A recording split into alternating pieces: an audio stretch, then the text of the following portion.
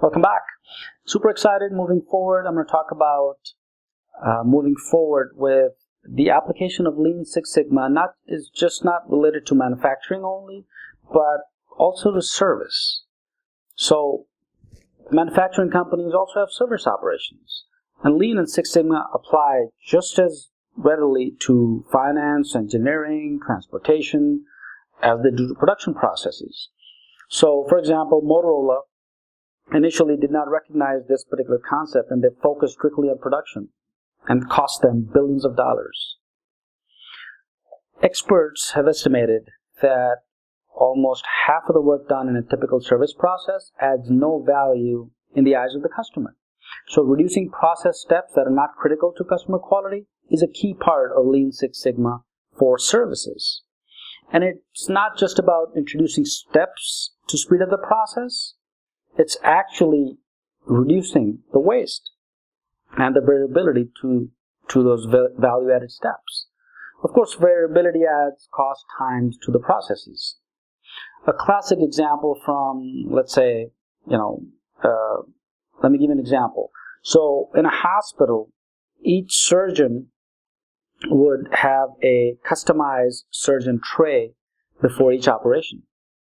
So for every surgical procedure in that hospital, there was a different surgical tray for different surgeons. So now you can imagine this kind of complexity just takes time and expense and reduce the flexibility totally.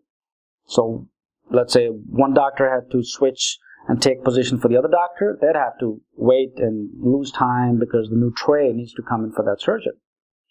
So that's not really a medical requirement, but that's more of a management issue, right? And that's something where Lean Six Sigma will come into play and evaluate these processes and fix them. And really, the goal is to provide standardized configuration, right? So all of the concepts that we've been talking about that you would apply as a Lean Six Sigma manager. So this hospital actually used Lean Six Sigma and applied across the board. And in applying Lean Six Sigma tools and service and process in that service, two things happen. First, a slow process is usually caused by too much work in process. Complexity causes reports, emails, customers, meetings, conference calls. When there's too much in a system, every item spends, most of the time is waiting in line, okay?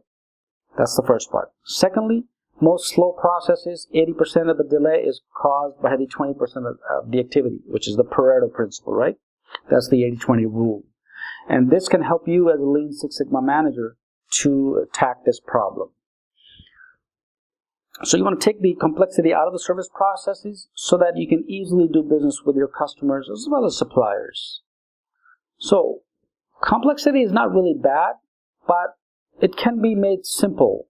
And that's really is the goal for you as a manager, to look at the processes and then kind of break them down into simpler steps and make things simple. And that's then easily adapted by the end users as well. That way, the other benefit of having the complexity issue is that you can, better offer the product to your customers if you make that simpler. Maybe the customer has a requirement that is highly complex, but since you implement a Lean Six Sigma methodology to that process, maybe you can suggest to the customer, well, what if we actually did this? Would that help? And let them evaluate and let them come back to you and then identify and say, well, this works.